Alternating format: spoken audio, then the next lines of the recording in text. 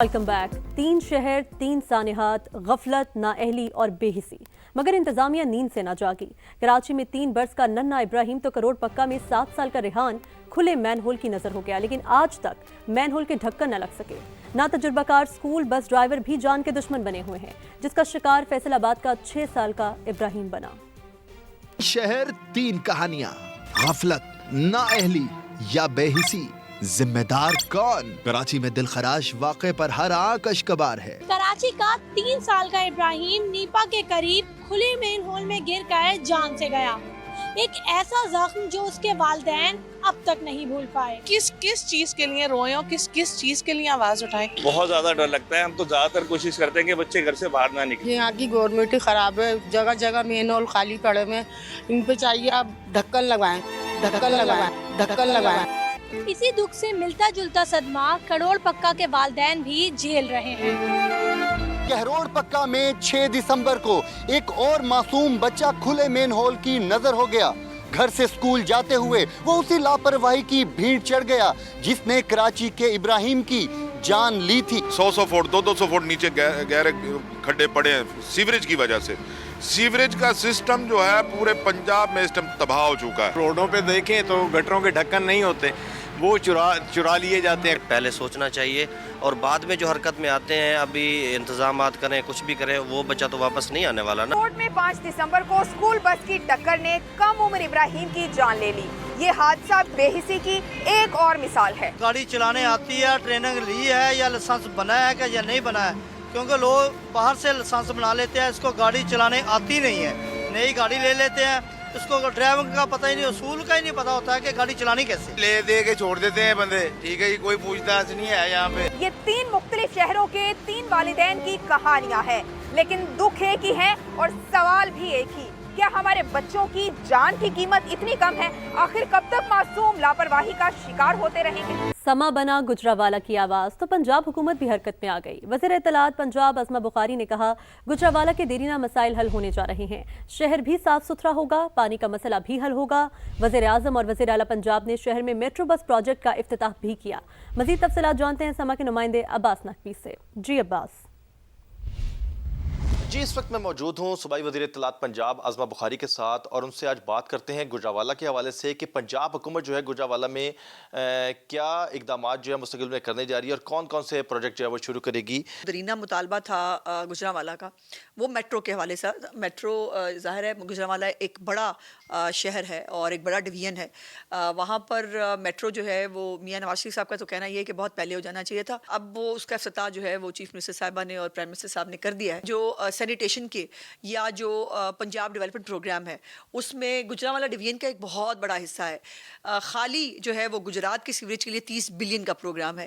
اسی طرح منڈی بہاؤدین ہے، حافظ آباد ہے، ایون گجراوالا کے اندر جو نشیبی علاقے ہیں، جو جگہ ہیں، ان کی ڈیولپمنٹ جو ہے وہ شروع ہو رہی ہے۔ ستھرا پنجاب کا ایک بہت بڑا فٹ سٹیپ ہے گجراوالا کے اندر۔ گجراوالا جس کو کہتے تھے کہ بہت گندا شہر ہے اور وہاں پر ہر وقت آپ کو جو ہے وہ گندگی دکھتی تھی، الحمدللہ وہاں پر وہ شہر بھی جو ہے صاف ہو گیا ہے۔ اس کے ساتھ ساتھ گرین بسز جو ہیں وہ بھی الیکٹرو بسز وہ بھی گجراوالا جا رہی ہیں۔ جو یہ میٹرو ہے اس کے ساتھ 70 فیڈر بسیں جو ہے جو اس میٹرو کو کنیکٹ کریں گی گجراوالا کے باقی علاقوں سے۔ سو ایک بہت بڑا کمپریہنسو جو ہے وہ پروگرام ہے گجراوالا کے لیے۔ جی، عظمہ بخاری کا یہ کہنا ہے کہ گجراوالا کی ڈیولپمنٹ کے لیے جو وزیر اعلیٰ پنجاب ہے انہوں نے ایک بڑا پیکج رکھا ہے اور آہستہ آہستہ جتنی بھی محرومیاں ہیں گجراوالا کی ان کو بہتر انداز میں دور کیا جائے گا۔ جی آگے بڑھتے ہیں۔ ملکی ایکسپورٹ میں 60% شیئر رکھنے والی ٹیکسٹائل انڈسٹری فیصل آباد میں تیزی سے بند ہو رہی ہے۔ انرجی بحران کی قیمتوں کے باعث آرڈرز کی کمی، فیکٹریوں میں 2 شفٹیں بند ہونے سے ہزاروں مزدور بے روزگار ہو گئے۔ نعیم قیصر کی رپورٹ۔ پیداواری لاگت کا بوجھ، ٹیکسٹائل انڈسٹری میں 40% فیکٹریوں نے ڈبل شفٹ بند کر دی۔ بنگلہ دیش، ویتنام اور دیگر مقابلے کے ممالک سے زائد بجلی اور گیس کی قیمت ہونے کی وجہ سے صنعت کاروں کے لیے یورپ اور امریکہ سے آرڈرز لینا مشکل ہو گیا۔ ایکسپینسو ہے انرجی، اور دوسرا جو ہے وہ انرجی تواتر کے ساتھ ہمیں ملتی نہیں ہے۔ جیسے ابھی ونٹر سٹارٹ ہو گئی ہیں تو گیس کا شٹ ڈاؤن بہت زیادہ ہوگا، تو ہمیں جب آلٹرنیٹ سورسز کے اوپر جانا پڑتا ہے تو it is more expensive as compare to Bangladesh, Vietnam. Spinning और प्रोसेसिंग के बाद हौजी इंडस्ट्री पर भी 24 घंटों की बजाय 8 घंटे काम होने से हजारों मजदूरों का रोजगार खत्म हो चुका। ओवर टाइम नहीं लग रहा, जो जॉब है बस वही है, 8-10 घंटे ड्यूटी के बाद जो सैलरी है उसमें से घर चलाना तो बहुत मुश्किल की बात है। बिजली और गैस के पानी के बिल ही नहीं पे हो रहे। कैसे गुजारा करें 25-30 हज़ार में? घर का किराया दें, बिजली का बिल दें या राशन डालें घर में। हमें भी हर वक्त यही टेंशन लगी रहती है कि कहीं पे हमारा खुदा ना खासा दाराना बंद हो जाए। तेजी से बंद होते कारखानों के बाइस चलती फैक्ट्रियों के मजदूर भी किसी भी वक्त फैक्ट्रियां बंद होने के खौफ से जहनी दबाव का शिकार हैं। कैमरामैन कदीरुर रहमान के साथ नईम कैस, समा, फैसलाबाद। मुसलसल एक्सपोर्ट कम होने से फैसलाबाद में टेक्सटाइल इंडस्ट्री की पैदावार में 40% तक कमी आई, जिसकी बुनियादी वजह मुकाबले के ममालिक से एनर्जी की कीमत 15 से 20% ज्यादा होना है।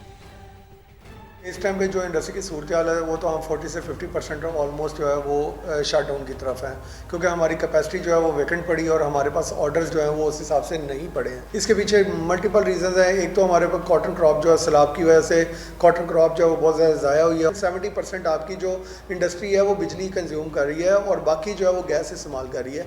और अनफॉर्चुनेटली पाकिस्तान में जो रेट है वो 11 सेंट है। बांग्लादेश, वियतनाम, कंबोडिया ये ऑलमोस्ट 7 से 9 सेंट के दरमियान में रहता है। और गवर्नमेंट से हमारी दरख्वास्त की है 9 सेंट पे अगर बिजली आ जाएगी तो हमारे लेवल प्लेइंग फील्ड मिलती है। बांग्लादेश, वियतनाम, चाइना, कंबोडिया ये जितने भी ममालिक हैं जो हमारे कंपेटिटर्स हैं उनके साथ हम इजीली कंपटीशन कर सकते हैं। जबकि chairman Pakistan cotton engineers association Shamlal Maglani का कहना है कॉटन के रकबे पर गन्ने की फसल लगाई गई, जिससे इंडस्ट्री मुश्किलात का शिकार हुई। 50% इंडस्ट्री बंद हो गई।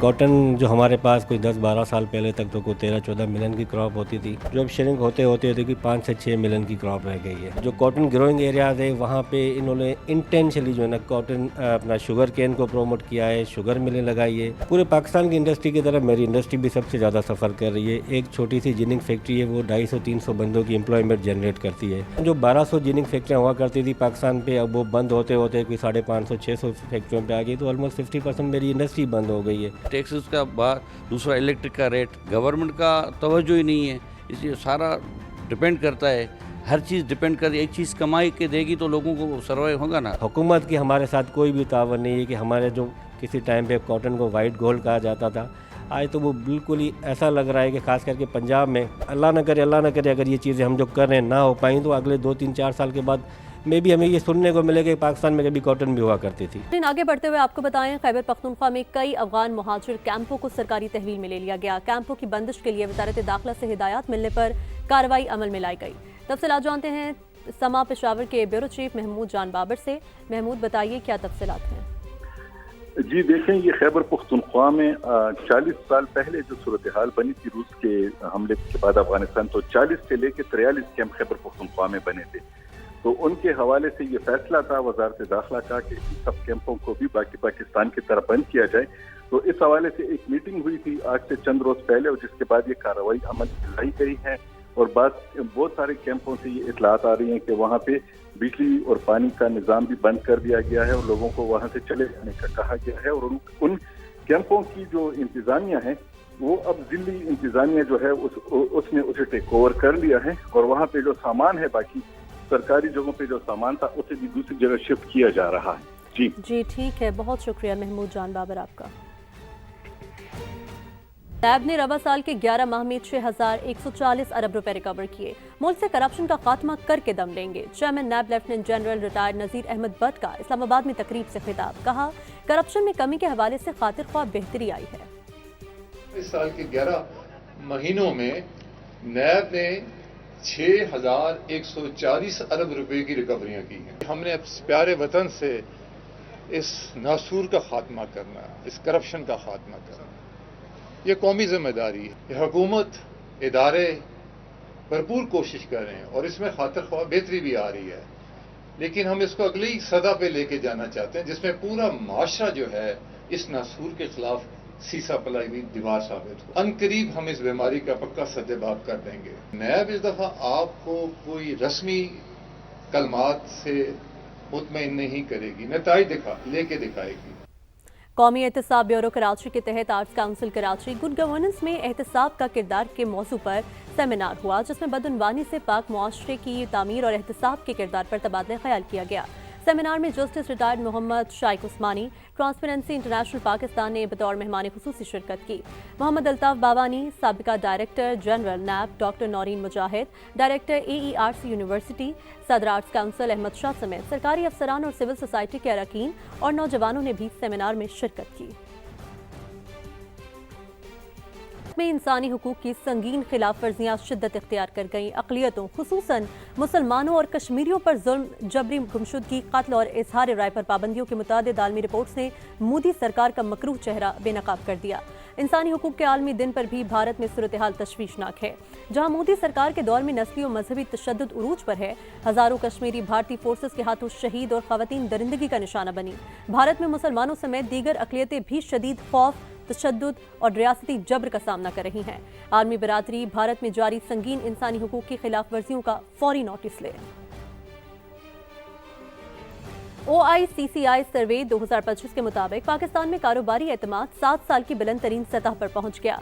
बिजनेस कॉन्फिडेंस इंडेक्स 11 से बढ़कर 22% हो गई। सरमायाकारी और नए ऑर्डर्स में भी नुमाया बेहतरी आई। Overseas investors chamber of commerce and industry के ताज़ा तरीन सर्वे के मुताबिक सर्विसेज सेक्टर 24% इजाफे के साथ सबसे आगे रहा। रिटेल और मैन्युफैक्चरिंग में भी मुस्बत रुझानात रिकॉर्ड किए गए। बड़े शहरों में कारोबारी एतमाद 14 से बढ़कर 23% और छोटे शहरों में और देही इलाकों में -3 से 19% तक पहुंचा। सरमायाकारी का इंडेक्स -4 से बढ़कर 12% हो गया। नए ऑर्डर्स 26 से बढ़कर 41%, जबकि नई मुलाजमतों का इंडेक्स 16% बढ़ा।